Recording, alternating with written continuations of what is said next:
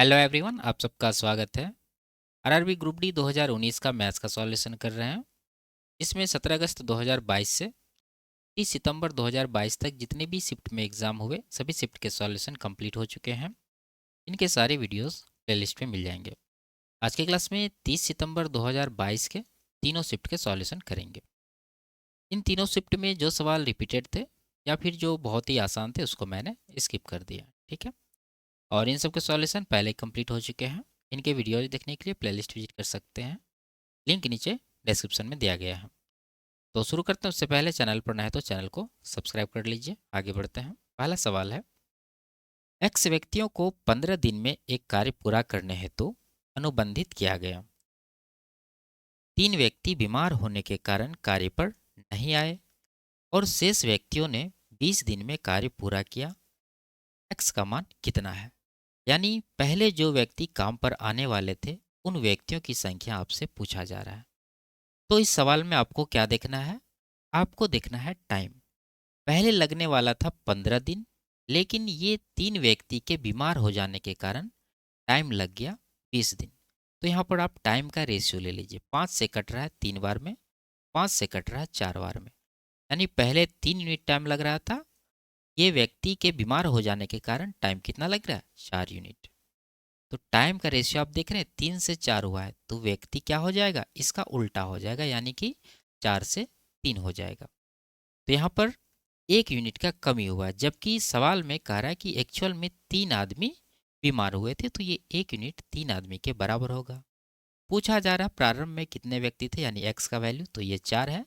तो 4 यूनिट का हम निकाल देंगे, तो 1 का 3 है तो 4 का कितना होगा? 12। तो 12 व्यक्ति इस सवाल का करेक्ट आंसर होगा। आगे, त्रिभुज एबीसी में इसकी भुजाओं ए बी, ए सी और बी सी की लंबाइयाँ क्रमशः 4, 5 और 6 सेंटीमीटर है। ए से बी सी पर एक कोणीय समद्विभाजक यानी एंगल बाइसेक्टर ए डी खींचा गया है, जो बी सी को डी पर प्रतिच्छेदित करता है। बी डी का 2 दशमलव स्थान तक पूर्णांकित मान ज्ञात करना है, ठीक है। तो इसमें सबसे पहले एक ट्राइंगल बना लेंगे। मान लीजिए ये वो ट्राइंगल है जिसके बारे में ये बात कर रहा है। इसका नाम है ए बी सी, ठीक है। इस त्रिभुज की तीनों भुजाओं की लंबाई ये दे रखा है। ए बी 4 सेंटीमीटर है, ए सी 5 है और बी सी 6 सेंटीमीटर है। आगे ये कह रहा है कि ए से बी सी पर एक एंगल बाइसेक्टर ए डी खींचा गया, तो हम लोग भी खींच देंगे इस तरह से। ये बिंदु डी है और ये जो ए डी है ये क्या है? एंगल बाइसेक्टर, यानी कोण ए को ये 2 बराबर भागों में बांटेगी। अब ये पूछ रहा है बी डी की लंबाई क्या है, यानी कि बी से डी तक का लंबाई आपसे पूछा जा रहा है। तो आप जानते हैं एंगल बाइसेक्टर थ्योरम में कि जो रेशियो ए बी और ए सी का होता है वही रेशियो बी डी और डी सी का होता है। तो रेशियो अगर देखें तो यहाँ 4 है और यहाँ पर 5 है, तो यही रेशियो यहाँ भी बनेगा, यानी कि 4, 5, ठीक है। और ये जो 6 सेंटीमीटर है ये आपका क्या था? ये 6 सेंटीमीटर पूरा का लंबाई था, यानी बी सी का। उसमें निकालना है इतना वैल्यू, तो उसके लिए क्या करेंगे? पूरा 6 है, उसमें निकालना हमें बी डी, यानी कि 4 यूनिट। और टोटल कितना हो गया जोड़ के? 4 + 5 9 यूनिट। तो ये जब कैलकुलेट करेंगे तो यही होगा बी डी का वैल्यू। हटा दीजिए 3 से 3 बार में, 3 से 2 बार में, यानी 8/3 आया है। 8/3 मतलब 3×2 = 6.66 आते रहेगा, तो इसको लिखेंगे हम लोग 2.67। यहाँ पर ऑप्शन नंबर 4 में दे रखा है। आगे, एक व्यक्ति वार्षिक चक्रवृद्धि ब्याज दर पर गणनीय 25% की वार्षिक चक्रवृद्धि ब्याज दर से 20,000 उधार लेता है। प्रत्येक वर्ष के अंत में वह आंशिक भुगतान के रूप में 2500 रुपया का भुगतान करता है। ऐसी 2 किस्तें देने के बाद भी उस पर कितना बकाया शेष है, ठीक है। तो देखिए इसको निकालते हैं। ये कितना उधार लिया है? 20,000 रुपया। ब्याज का रेट क्या है? 25%। 25% मतलब क्या? 1/4, ठीक है। तो 1 साल के बाद इसका कितना अमाउंट हो जाएगा? 20,000 का मूलधन है, 1/4 ब्याज लगेगा, यानी कि 5,000 का ब्याज इसमें ऐड हो जाएगा। जब 20,000 में 5,000 जोड़ेंगे तो टोटल कितना बन जाएगा मिश्रधन? 25,000, ठीक है। अब ये कह रहा है कि प्रत्येक वर्ष के अंत में वो जो है 2500 रुपये का भुगतान करता है, तो 25,000 यहाँ पर बन गया एक वर्ष के अंत में। अब ये जो है ये 2500 का भुगतान यहाँ पर कर दे रहा है, तो 2500 इसमें माइनस कर देंगे तो बचा कितना? घटाने के बाद ये बन जाएगा 22,500, ठीक है। ये एक वर्ष का कहानी कंप्लीट। अगर हम लोग अगले वर्ष चलें तो ये फिर से 22,500 रुपया ये मूलधन का काम करेगा अगले वर्ष के लिए। और इस पर भी ब्याज कितना लगेगा? 25% यानी एक चौथाई। तो इसका अगर आप एक चौथाई निकालेंगे तो कितना आएगा? 4×5 = 20 और 4×6 = 24, बचा कितना? 10 हुआ। 4×2 = 8, 4×5 = 20, यानी 56-25 रुपया इस पर ब्याज बन जाएगा। तो जोड़ने के बाद मिश्रधन कितना बना? 22,527 एक 28,125। ठीक है। दूसरे वर्ष के अंत में ये जो मिश्रधन है कितना बन गया? 28,125। अब इसमें फिर से ये 2,500 रुपये का भुगतान कर देगा। तो 2,500 इसमें आप माइनस कर दीजिए। तो बचा कितना? 5, 2, यहाँ पर 6, यहाँ पर 5, यहाँ 2, ये 25,625 रुपया अभी भी बच जाएगा ये दो किस्त देने के बाद। तो 25,625 ऑप्शन नंबर 2 में दिया गया, ये इसका करेक्ट आंसर है। आगे, श्री एक्स ने 220 किलोमीटर, 250 किलोमीटर और 140 किलोमीटर की दूरियां क्रमशः इन चालों से तय की। उनकी औसत चाल ज्ञात कीजिए। अब जानते हैं कि औसत चाल निकालने के लिए हमें क्या चाहिए? कुल दूरी यानी टोटल डिस्टेंस बटा टोटल टाइम। तो टोटल डिस्टेंस तो यहाँ से निकल जाएगा जोड़ने के बाद। तो ये कितना हो रहा है? 2, 2, 4, 1, 500, 590 + 20 यानी 610 किलोमीटर का दूरी इन्होंने कवर किया। अब टाइम निकालना है, तो आप टाइम निकाल लीजिए। देखिए 220 किलोमीटर का दूरी कवर किया है 11 किलोमीटर प्रति घंटा के चाल से। तो कितना टाइम लगेगा? 11 से इसको डिवाइड करेंगे तो 20 घंटा। ठीक है। उसी तरह 5 से 250 को डिवाइड करेंगे तो 50 घंटा। 7 से 140 को डिवाइड करेंगे तो 20 घंटा। तो इसका जो एवरेज स्पीड है 610 बट्टा कितना होगा? 549 यानी 90। जीरो कट जाएगा। 9 से 61 को डिवाइड करना है, ये जाएगा कितना? 9 6 के 54, 7 बच जाएगा नीचे 9 यानी 6 सही 7/9 किलोमीटर प्रति घंटा इसका एवरेज स्पीड होगा। Option number 4। आगे, लोहे के बने एक घनाकार भंडारण स्थान की बाहरी लंबाई, चौड़ाई और गहराई क्रमशः यहाँ दे रखा है 4, 3.6 मीटर, 1.5 मीटर। यह ऊपर से खुला है। ठीक है। 55 रुपया प्रति मीटर स्क्वायर की दर से इसकी बाहरी सतह को पेंट करने की लागत याद कीजिए। ठीक है। तो इसमें आपको निकालना होगा वो एरिया जिस एरिया पर पेंट किया जाना। तो आप देख सकते हैं ये क्या कह रहा है कि ऊपर से खुला हुआ है। ऊपर से जब खुला है इसका मतलब क्या? ये जो घनाकार भंडारण स्थान है इसके चारों दीवारी का क्षेत्रफल प्लस बेस का क्षेत्रफल यही काउंट होगा। छत का तो काउंट नहीं होगा क्योंकि ये ऊपर से खुला है। तो आप जानते हैं कि चार दीवारी का क्षेत्रफल निकालने के लिए हम लोग क्या फॉर्मूला यूज करते हैं? 2 × L + B × H। ये हो गया चार दीवारी का क्षेत्रफल। इसमें ऐड करना आपको आधार का क्षेत्रफल जो कि होगा लंबाई गुना चौड़ाई। तो इतना चीज़ कैलकुलेट करने के बाद जो आपका रेट है 55 रुपया प्रति मीटर स्क्वायर उससे गुना कर देंगे तो हमारा आंसर आ जाएगा। तो आप देख सकते हैं यहाँ पर 11 बन रहा है। तो 11 का मल्टीपल आंसर होगा, ये 11 का मल्टीपल है 8, 8, 16, ये भी है, ये भी है और ये भी, यानी सभी ऑप्शन 11 का मल्टीपल दे रखा है। तो आपको वैल्यू रख के यहाँ पर कैलकुलेट करना होगा। रख लेते हैं। ठीक है। तो 2 × लंबाई प्लस चौड़ाई करना। देखिए लंबाई कितना है? 4, चौड़ाई है 3.6, जोड़ने के बाद ये बनेगा 7.6। तो यहाँ पर डाल देंगे गुना h कितना है? 1.5। ये हो गया। इसमें ऐड करना है लंबाई प्लस चौड़ाई यानी इन दोनों को गुना करके। तो ये हो गया 4×3 = 12, 4×6 = 24 यानी 14.4। ये टोटल एरिया होगा। रेट है इसका 55 रुपया। तो 1.5 गुना 2 करेंगे तो 3 हुआ। 3 गुना 76 करना है। ठीक है। तो 6×3 = 18, 7×1 = 22, यहाँ पर पॉइंट लग जाएगा। उसमें जोड़ना आपको 14.4। तो ये कितना हो गया जोड़ के? ये गुना करना है 55।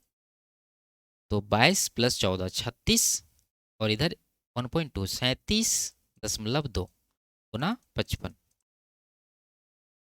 तो पॉइंट हटा के नीचे आप 10 लगा देंगे। 5 से 2 बार में, 5 से 11 बार में, 2 से ये जाएगा 18, 6 यानी 186 बार में। 6 1 6 1 6 आना चाहिए। दो ऑप्शन है आपके पास। ठीक है। ये दोनों तो होगा नहीं। और क्या देख सकते हैं? 5 6 14 1 15, 3 का मल्टीपल देख सकते हैं। 6 4 10 2 12 और 6 3 9 9 18 19, ये 3 का मल्टीपल नहीं है। ऑप्शन नंबर सी बचा, ये इसका करेक्ट आंसर होगा। आगे, दी गई आकृति में रेखा ए रेखा बी के समांतर है। एक्स का मान ज्ञात करें। ठीक है। देखिए ये जो रेखा है ए और ये बी, ये दोनों क्या है, पैरेलल है।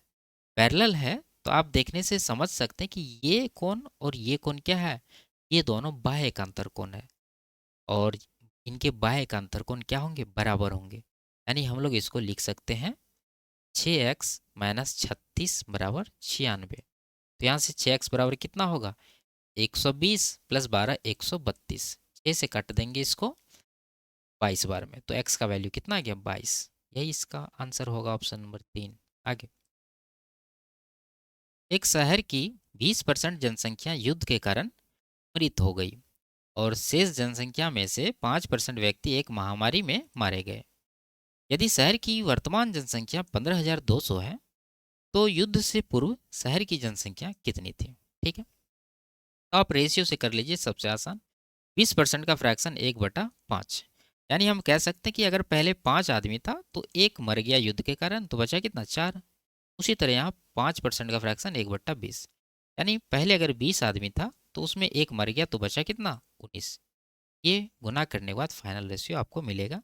घटा दीजिए, जो कट रहा है यहाँ 5, 4 से कट रहा है ये 5 बार में, 5 गुना 5 25, इधर हो गया 19। यानी पहले अगर 25 आदमी था तो अब बचा 19। लेकिन ये कह रहा है कि वर्तमान में 15,200 है, तो ये 19 यूनिट का वैल्यू 15,200 होगा।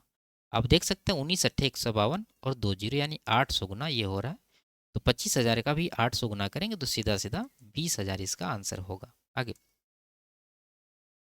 यदि sine square x plus 3 cos² x बराबर 2 है तो कॉसेक एक्स का मान ज्ञात करना और एक्स का वैल्यू 0 और 90 डिग्री के बीच में है। ठीक है, अब देखिए यहाँ पर क्या कर सकते हैं, जैसे साइन स्क्वायर एक्स अकेला है तो यहाँ से कॉस स्क्वायर एक्स बाहर कर लीजिए, तो क्या बन जाएगा, लिख देते हैं यहाँ पर sine square x plus cos square x, plus का यहाँ पर बच गया अब 2 cos² x बराबर 2। इन दोनों को जब एक साथ मिलाएंगे तो इसका वैल्यू क्या होता है, 1 होता है, आप जानते हैं।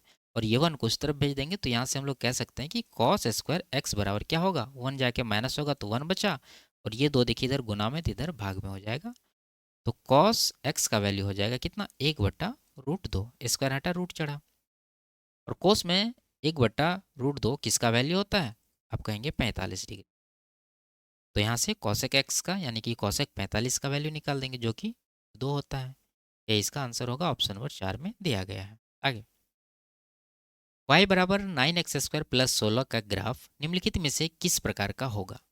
और ये पूछ रहा है ये एक्स अक्ष को प्रतिच्छेद करेगी या स्पर्श करेगी या नहीं करेगी, ये आपसे पूछा जा रहा है। ठीक है, तो देखिए ये डिसाइड करने के लिए आप क्या करिए, ये जो y बराबर इक्वेशन दे रखा है इनके मूल निकाल लीजिए, यानी x का वैल्यू। तो इनका x का वैल्यू निकालने के लिए आपको क्या करना होगा, 9x² प्लस 16 को 0 के बराबर करना होगा। ठीक है, तो यहाँ से x² बराबर कितना होगा, ये 16 माइनस में होगा और 9 इधर गुना में इधर भाग में हो जाएगा, यानी x का वैल्यू हो गया रूट अंडर माइनस का 16/9। अगर रूट के अंदर माइनस आ गया इसका मतलब x क्या है, इमेजिनरी है, काल्पनिक है। काल्पनिक अगर है तो ये x अक्ष को ना ही टच करेगी ना ही प्रतिच्छेद करेगी। ठीक है, अगर ये वास्तविक होती तो ये इसको टच करती या फिर प्रतिच्छेद करती, तो नहीं टच करेगी ना ही प्रतिच्छेद करेगी। ये ऐसा कहाँ है, ऑप्शन नंबर 4 में है, ये आपका करेक्ट आंसर होगा। आगे, इसी के साथ पहले शिफ्ट में जो भी अच्छे लेवल के सवाल थे उसको हमने सॉल्व कर लिया। अब अगले शिफ्ट सॉल्व करते हैं। 6 पुरुष और 10 महिलाएं एक कार्य को 10 दिन में पूरा कर सकते हैं। 5 पुरुष और 4 महिलाएं इसी कार्य को 14 दिन में पूरा कर सकते हैं। एक महिला को इस कार्य को पूरा करने में कितने दिन का समय लगेगा। ठीक है, यानी इसको बनाने का एक ही तरीका होता है। सबसे पहले मेन और वोमेन का इफिशियंसी निकालते हैं। उसके लिए वर्क को बराबर करेंगे। देखिए 6 पुरुष यानी 6m प्लस 10 महिलाएं यानी 10 वोमेन मिलकर काम को 10 दिन में कर रहे हैं। और इधर 5 पुरुष यानी 5 मैन प्लस 4 महिलाएं 4 वोमेन, ये दोनों मिलकर 14 दिन में काम को निपटा रहे हैं। तो ये दोनों वर्क बराबर हो गया। अब यहाँ से आपको निकालना क्या है, m और w का रेशियो। देखिए यहाँ कट रहा है 2 से 7 बार में, 2 से 5 बार में काट देंगे। 6 पंचे 30m, इधर 5 सतह 35m, डिफरेंस 5m का है, लिख देंगे। उसी तरह 10 पचे 50w, यहाँ पर 4 सतह 28w, डिफरेंस कितना है 50 और 28 का, 22, तो 22w आएगा। तो m और W का क्या रेशियो आ गया 22/5। अब क्या निकालेंगे टोटल वर्क। टोटल वर्क कितना हो जाएगा यहाँ पर आप देख सकते हैं, यहाँ से निकाल लीजिए 6 मैन प्लस 10 वोमेन। तो एक मैन का कितना है 22 है, तो 6 का कितना होगा 22×6 = 132 प्लस एक वोमेन का 5 है तो 10 वोमेन का कितना होगा 50। और ये दोनों को लगते हैं कितने दिन 10 दिन। ये नहीं लेना आपको, ये पहले वाला जो ओरिजिनल था 10 वो लेना है, ठीक है। ये हो गया आपका टोटल वर्क। अब किससे करवाना है इसको, एक महिला से। एक महिला का एफिशिएंसी आप देख सकते हैं 5 है, तो 5 से इसको डिवाइड कर दीजिए तो टाइम आ जाएगा 5 से 2 बार में कटेगा। इधर हो गया 182, ठीक है। 182 का 2 गुना करेंगे तो कितना होगा 364। ये आपका करेक्ट आंसर है, ठीक है। ऑप्शन नंबर 3 में दिया गया है। आगे, रघु ने एक वस्तु को 15% की हानि पर बेचा। यदि उसने इस वस्तु को 5% कम में खरीदा होता और इसे 195 रुपया अधिक में बेचा होता तो उसे 10% का लाभ होता। वस्तु का क्रय मूल्य ज्ञात कीजिए, ठीक है। तो देखिए, मान लेते हैं वस्तु का जो क्रय मूल्य है वो कितना है 100 है। अगर ये इसे 15% की हानि पर बेच रहा है, इसका मतलब ये कितना में बेच रहा है 100 में 15 कम 85 में बेच रहा है। ये इसका क्या है सेलिंग प्राइस है। अब ये कंडीशन कह रहा है कि इस वस्तु को अगर ये 5% कम में खरीदा होता, पहले ये 100 में खरीद रहा है, अगर इसका 5% घटा देंगे तो बचेगा कितना वैल्यू 95। अगर ऐसा होता और ये 195 रुपया अधिक में बेचता तो इसको 10% का लाभ होता। यानी अब इसको इस क्रय मूल्य पर कितना का प्रॉफिट होगा 10% का। तो 95 का 10% कितना 9.5, इतना का प्रॉफिट इसको यहाँ मिलेगा। तो 95 9 कितना 104.5 रुपया जो है इसका नया सेलिंग प्राइस होगा। और पहले का सेलिंग प्राइस इतना है। तो आप देख सकते हैं सेलिंग प्राइस बढ़ गया है कितना 19.5 रुपये। जबकि ये कह रहा है कि 195 रुपया अधिक में बेचा, यानी सेलिंग प्राइस ये 195 बढ़ा है। तो ये 19.5 का वैल्यू 195 के बराबर होगा। ये सीधा सीधा 10 गुना है। क्या पूछा जा रहा है क्रय मूल्य 100 माने थे, 100 का 10 गुना करेंगे तो कितना हो जाएगा 1000। ऑप्शन नंबर 3 करेक्ट है। आगे, 4 घंटे की एक यात्रा के दौरान एक कार की औसत चाल 60 किलोमीटर प्रति घंटा है। यदि वह पहले 2 घंटे के दौरान 65 किलोमीटर प्रति घंटा की चाल से चलती है तो अगले 2 घंटे के दौरान कार की चाल ज्ञात कीजिए। देखिए, टाइम इक्वल है, 4 घंटा को 2 भाग में बराबर बांट दिया, 2 घंटा 2 घंटा। अगर एवरेज चाल 60 है और पहला स्पीड 65 यानी 5 अधिक है, तो अगला स्पीड एवरेज से 5 कम होगा, ठीक है। तो 5 कम यहाँ 55 दिख रहा है, ये इसका करेक्ट आंसर होगा। अगर आपको निकालना भी है बेसिक तरीका से तो आप क्या करिए, देखिए 6 घंटे में 60 के 4 घंटे में 60 के चाल से कितना चलेगा 240 किलोमीटर, ठीक है। उसमें पहले 2 घंटे का जो स्पीड है वो 65 है, तो यहाँ पर कितना चलेगा 65 दूना 130, तो ये 130 माइनस कर लीजिए, बचा कितना 110 किलोमीटर। अब ये 110 किलोमीटर का दूरी तय किया है, 2 घंटे में 2 से डिवाइड करेंगे तो बाकी चाल आपको निकल जाएगा 55 किलोमीटर प्रति घंटा। ये करेक्ट आंसर है। आगे, त्रिभुज एबीसी में ए बी बराबर ए सी और बी ए सी 30 डिग्री है। यदि त्रिभुज एबीसी की भुजा बी सी को डी तक बढ़ाया जाता है तो ए सी डी का मान याद कीजिए, ठीक है। आसान सवाल है। देखिए, एक ट्रायंगल बना लीजिए समझने के लिए, और ये किसको बढ़ा रहा है बी सी को, तो बी सी को आप नीचे रखिए, एक ऊपर रख लेंगे। बी सी को कहाँ तक बढ़ाया है डी तक, तो मान लीजिए ये बिंदु आपका क्या है डी है। दे रखा है ए बी बराबर ए सी, यानी ये जो भुजा है ए बी और ये ए सी, ये दोनों क्या है इक्वल है। कौन बी ए सी 30 है, बी ए सी ये कौन जो है आपका कितना है 30 डिग्री है। पूछ रहा है हमसे ए सी डी ये वाला कौन आपको निकालना है। तो सिंपल सा देख सकते हैं ये 30 डिग्री है, तो बाकी दोनों कोनों का योगफल कितना बचा 180 माइनस 30 यानी 150 डिग्री बचा। और ये दोनों भुजा बराबर है तो इनके सामने वाले कोण भी क्या होंगे बराबर होंगे। बराबर होंगे इसका मतलब क्या 150 का आधा आधा, तो 75 ये हो जाएगा 75 ये हो जाएगा। ये थीटा बराबर क्या होता है इन दोनों कोनों का योगफल, ठीक है।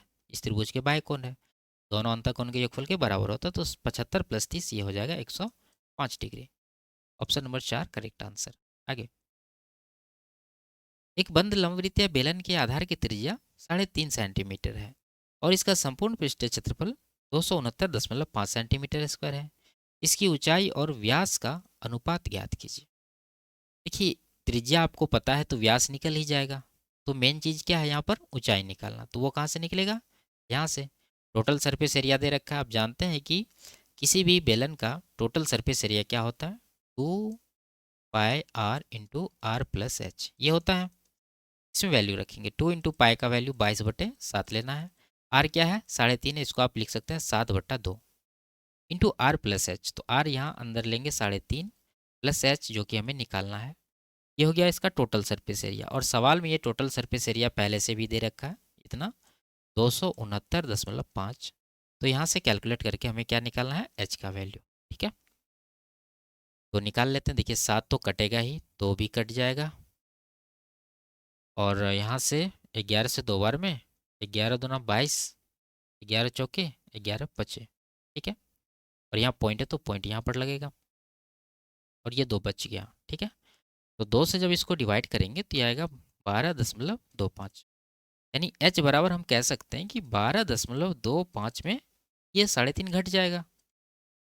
तो h का वैल्यू कितना होगा, देखिए एक अगर उधर देंगे तो यहाँ बच जाएगा आपका 0.75, और यहाँ पर 11 में से 3 घटा 8, 8.75 h आ गया।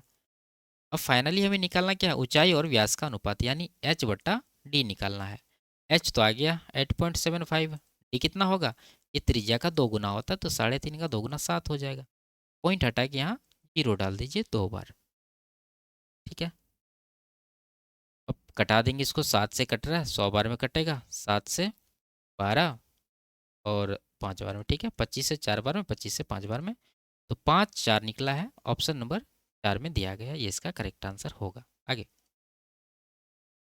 यदि ए का ये वैल्यू है तो ए की पावर -2 का मान ज्ञात करना। ठीक है, तो पहले ए का वैल्यू आप निकाल लीजिए, क्या होगा, देखिए 3/7 का स्क्वायर है, तो इसको आप 9/49 लिख सकते हैं। और ये देखिए इस पर पावर क्या है, 0 है। किसी भी संख्या पे 0 पावर रहता है तो उसका वैल्यू क्या होता है, 1 होता है। तो 1 से इसको डिवाइड करेंगे तो इतना ही आएगा। अब इसमें निकालना है ए की पावर -2, यानी इसमें आप क्या करिए, पावर लगा दीजिए -2, इस तरफ भी और इस तरफ भी। तो ये तो निकालना ही हमें। राइट साइड देखिए माइनस पावर हुआ, तो इसके वजह से ये जो फ्रैक्शन ये उलट जाएगा, यानी ये 49/9 हो जाएगा। अब जाके इस पर प्लस का 2 होगा, यानी इसका स्क्वायर करना, 49 का स्क्वायर 2401 होता है, आपको याद होगा। 9 का स्क्वायर 81 होता है। ऑप्शन नंबर 4 में है, ये इसका सही आंसर होगा। आगे, यदि एक द्विघात समीकरण के मूलों का योग और गुणनफल क्रमशः p/q और r² है, तो द्विघात समीकरण और द्विघात समीकरण के विविक्तर क्रमशः क्या होंगे।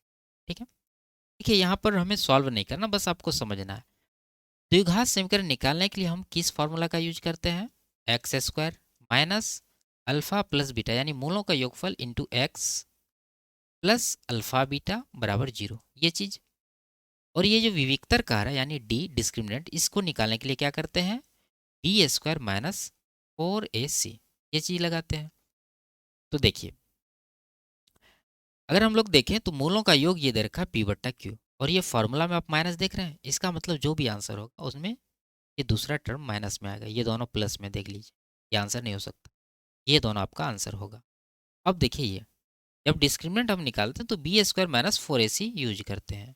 ठीक है, तो यहाँ पर आप देख सकते हैं बीच में क्या है, माइनस है, और ये माइनस प्लस भी हो सकता है। इसके लिए आपको क्या करना होगा, चेक करना होगा। ठीक है, तो देखिए अगर हम ले लें b² का वैल्यू, यहाँ से अल्फा प्लस बीटा क्या है, p/q है, अगर यहाँ पर रखेंगे तो माइनस में ये वैल्यू स्क्वायर करेंगे तो प्लस में आएगा ये वैल्यू। ठीक है, और आगे -4ac, 4 इंटू ए मतलब क्या, x² गुणांक जो कि 1 है, इंटू सी मतलब अल्फा इंटू बीटा जो कि यहाँ पर गुणनफल दे रखा है r²/q, ये भी प्लस में है, तो ये वैल्यू भी प्लस में रहेगा। कुल मिला के माइनस प्लस माइनस सी लास्ट में आएगा, तो ये वाला भी माइनस का आंसर होगा, यानी कुल मिला के हम कह सकते हैं कि ऑप्शन नंबर 2 हमारा करेक्ट आंसर होगा। ठीक है, आगे, यदि कॉट की पावर 4x प्लस कॉट² x बराबर 1 है तो इसका मान ज्ञात करना। ठीक है, देखिए इसको थोड़ा सा सिंप्लीफाई करिए, दोनों में कॉमन कुछ दिख रहा है आपको, कॉट² x यहाँ पर कॉमन है, कॉमन लेंगे तो यहाँ पर बन गया कॉट² यहाँ पर 1, तो सीधा सीधा आप यहाँ पर cos² x लिख सकते हैं, नहीं तो समझाने के लिए हम यहाँ पर इसको लिख रहे हैं डिटेल में, cot² x और प्लस का 1 बराबर 1 बनेगा। तो ये हो गया cot² x, इसका वैल्यू क्या होता है, cos² x बराबर 1 हो जाएगा। ये चीज़ आपको प्राप्त है। अब वो देखिए जो आपको निकालना है, आपको निकालना है ये। इनमें भी कॉमन देखिए कुछ है, कॉसेक स्क्वायर कॉमन है, तो कॉसेक स्क्वायर एक्स कॉमन लेंगे तो अंदर बच जाएगा cosec square x minus one. अब देखिए कॉसेक स्क्वायर एक्स, ये वैल्यू क्या होता है, cosec square x minus one बराबर होता है कॉट स्क्वायर एक्स। तो इसको हम लोग लिख सकते हैं कॉट स्क्वायर एक्स। ये चीज़ आपको निकालना है। देखिए ऑलरेडी आप निकाल चुके थे, एक इसका करेक्ट आंसर होगा, ऑप्शन नंबर एक में दिया गया है। आगे, सुरभि ने 3 योजनाओं ए, बी और सी में कुल कितना रुपया इस प्रकार निवेश किया कि योजना ए से 10% की वार्षिक दर से 3 वर्ष बाद प्राप्त साधारण ब्याज, योजना बी से 9% वार्षिक दर से 4 वर्ष बाद प्राप्त साधारण ब्याज और योजना सी से 8% की वार्षिक दर से 5 वर्ष बाद प्राप्त साधारण ब्याज की राशियां समान थी। योजना सी और योजना ए में निवेश की गई राशियों का धनात्मक अंतर कितना है। सिंपल सा है, सबका ब्याज बराबर कर दीजिए। देखिए ए, योजना ए जो है उससे कितना ब्याज मिल रहा है, 10% की दर से 3 वर्ष में टोटल 30%। और योजना बी जो है उसमें कितना का ब्याज मिलेगा, 9% की दर से 4 वर्ष में 9 जो के 36%। और योजना सी, इसमें कितना मिलेगा, 8% की दर से 5 वर्ष में 40%। ठीक है, हम यहाँ पर मान ली कि योजना ए में ए रुपया, बी में बी रुपया, सी में सी रुपया इन्होंने इन्वेस्ट किया। ठीक है, तो यहाँ से आपको निकालना क्या है, ए बी सी का अनुपात। तो आप सीधा सीधा क्या करिए, इसको थोड़ा सा कटा लीजिए।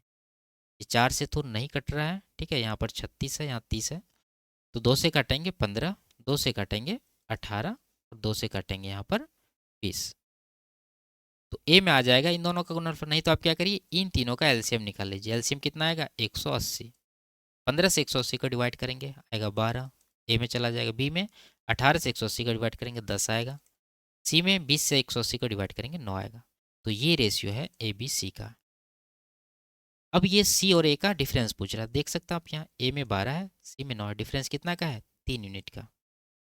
टोटल कितना हो रहा है, 12 10 22 9 31, और टोटल यहाँ पर रुपया है 47,740। यानी कह सकते हैं कि 47,740 जो है ये कितना यूनिट का वैल्यू है, जोड़ के 31 यूनिट का। निकालना है 3 का, तो 3 से गुना। तो कटाइए इसको, ठीक है। आप इकाई अंक भी देख सकते हैं यहाँ पर, 31 से कटेगा तो 4 तिया 12, 2 आ रहा है, तो यहाँ पर ऑप्शन नंबर 3 में ये इसका करेक्ट आंसर होगा। वैसे भी अगर 10 बार में कटा है, 10 से इसको कटाएंगे तो 4000 से ज़्यादा ही आंसर आएगा, ऑप्शन 3 में है केवल। आगे, त्रिभुज एबीसी और क्यूपीआर समरूप है और ये त्रिभुज एबीसी का क्षेत्रफल त्रिभुज पीक्यूआर का क्षेत्रफल का अनुपात 3:2 है। यदि A B 12 centimetre, B C 10, A C 9 centimetre, तो क्यू आर की लंबाई कितनी है। ठीक है, देखिए एक चीज़ आप जानते होंगे कि समरूप त्रिभुज का जो क्षेत्रफल का अनुपात होता है वो क्या होता है, वो संगत भुजाओं के स्क्वायर के अनुपात में होता है। अगर क्षेत्रफल का ही अनुपात दे रखा है तो संगत भुजा का अनुपात निकालने के लिए क्या करेंगे, इसका वर्गमूल लेंगे। तो पहले देखिए निकालना क्या है, क्यू आर हमें निकालना है। तो क्यू आर के संगत भुजा कौन सी है, देखिए दोनों त्रिभुजा हैं। क्यू आर अगर देखें तो ये दोनों है, फर्स्ट और लास्ट। तो यहाँ से भी आपको फर्स्ट और लास्ट लेना है, यहाँ से नहीं उठा लेना, गलत हो सकता है। ठीक है, तो ए सी आया, ए सी का माप कितना है, यहाँ पर 9 है, 9 ले लेंगे बराबर। अब यहाँ से इनके संगत भुजाओं का अनुपात क्या आ जाएगा, क्यू आर लिए हैं यानी क्यू पी आर त्रिभुज पहले लिए हैं, तो इसका क्षेत्रफल 2 है, इसका वर्गमूल अगर लें तो √2 होगा, और 3 का वर्गमूल √3 नीचे आ जाएगा। क्यू आर का वैल्यू यहाँ से आसानी से निकल जाएगा, कितना हो जाएगा, ये हो गया 9 √2। ठीक है, 9 को आप लिख सकते हैं 3 × 3 और √2, नीचे आ गया ये √3। √3 से 3 को काटेंगे, √3 बार में कट जाएगा, तो कुल मिला के 3 रूट होती है 6। ये आपका करेक्ट आंसर होगा। ठीक है, क्यू आर का वैल्यू कौन सा ऑप्शन है, ऑप्शन नंबर 2 में है। आगे, तो इसके साथ हम लोग दूसरा शिफ्ट के भी जो अच्छे लेवल के सवाल थे उसको सॉल्व कर लिए। अब तीसरा शिफ्ट का सॉल्यूशन शुरू करते हैं। आगे, एक व्यक्ति की मासिक आय 50,000 है, वह इसका 25% कर पर, शेष आय का 30% घरेलू व्यय पर और इसके पश्चात शेष आय का 10% मनोरंजन पर खर्च करता है। ठीक है, सब में देखिए शेष शेष लगा हुआ है। वह अपनी आय के शेष भाग की बचत करता है। उक्त आंकड़ों को सभी 12 महीनों के लिए समान मानते हुए वह व्यक्ति प्रति वर्ष कितनी बचत करता है। ठीक है, तो निकाल लेंगे अगर हम लोग 1 महीने की बचत तो उसको 12 से गुना कर देंगे तो वार्षिक बचत निकल जाएगा। तो उसके लिए क्या करना होगा, ये जो परसेंटेज दे रखा है उसको फ्रैक्शन में लिखेंगे। अब जानते हैं 25% 1/4 होता है, यानी अगर वो 4 कमाता है तो 1 वो खर्च करता है, तो बचता है उसके पास क्या 3, यानी 4 से 3। आगे 30% इसका फ्रैक्शन 3/10 होता है। अगर वो 10 कमाएगा तो 3 उसका खर्च होगा, तो बचेगा कितना 7। आगे 10% इसका फ्रैक्शन 1/10 होता है, यानी 10 पर 1 का खर्च है, तो बचा कितना 9। अगर हम इसको गुना कर दें तो ये इसका टोटल इनकम हो जाएगा, जो कि हो जाएगा 400। इधर गुना कर दें तो ये इसका क्या हो जाएगा, टोटल बचत हो जाएगा। तो ये हुआ कितना, 7×21 = 189 हो गया। ये 400 कमाया, 189 बचा, बाकी खर्च हो गया। जबकि इसका टोटल कमाई महीने का कितना है 50,000, जबकि यहाँ 400 है, तो ये 400 50,000 के बराबर होगा। कितना गुना हुआ, 2 जीरो हटाने के बाद ये 125 गुना हो रहा है। तो 189 का भी कितना गुना है, 125 गुना, तो ये हो जाएगा 125 गुना 189। ये 1 वर्ष का, 1 महीने का आया, हमें निकालना है 12 महीने का, तो 12 से आगे गुना कर दीजिए। ठीक है, तो इकाई अंक तो जीरो आएगा ही। उसके बाद आप देख सकते हैं 12 गुना अगर हम लोग 125 कर दें तो ये हो जाता है कितना, 1200, 3 1500। और इसको 189 से गुना करना आसान हो गया। 2 जीरो आएगा, उसके बाद 15 नंबर 135 बचा 13, 15 8 120, 13 133 का 3, यानी लास्ट में 3500 आएगा। यहाँ पर है केवल, ये इसका करेक्ट आंसर होगा। आगे, ये डायमेंशन वाले एक ठोस धातु के घनाभ को पिघलाकर 8 एक समान घनों के रूप में ढाला जाता है। ऐसे 5 घनों के पार्श्व पृष्ठीय क्षेत्रफल का योग ज्ञात कीजिए। ठीक है, तो देखिए यहाँ पर ये घनाभ का डायमेंशन है, और घनाभ का आयतन अगर हम लोग निकालें तो क्या करना होगा, तीनों को गुना करना होगा। अब जानते हैं कि अगर घनाभ को पिघला के घन बनाया जा रहा है तो इनके आयतन से हमें मतलब है। ठीक है, और ये कितने घन बना रहे हैं, 8, यानी हम लोग कह सकते हैं कि ये घनाभ के आयतन को अगर ये 8 से डिवाइड कर दे तो प्रत्येक घन का आयतन निकल जाएगा। और घन का आयतन होता क्या है, भुजा का क्यूब। मान लेते हैं इनका भुजा ए है, तो ए का क्यूब बराबर हो जाएगा, यहीं पर 8 से इसको डिवाइड कर दीजिए, ये 4 बार में कट जाएगा। 9 चौके 36 गुना 48, 48 को आप लिखेंगे 6 गुना 8। ए का वैल्यू कितना होगा, देखिए 36 छः के 216, इसका घनमूल 6 आ जाएगा और 8 का घनमूल 2 आएगा, तो ए आ गया 6 दूना 12। क्या पूछ रहा है ये, पार्श्व पृष्ठ यानी लेटरल सरफेस एरिया आपसे पूछा जा रहा है। आप जानते हैं कि किसी भी घन का जो लेटरल सरफेस एरिया होता है वो क्या होता है, 6a²। ठीक है, और ऐसे 5 घनों का पूछ रहा है, तो आगे हम लोग 5 से गुना कर देंगे। कुल मिला के 5 के 20, ए का वैल्यू 12 है, तो 12 का स्क्वायर 144 हो जाएगा।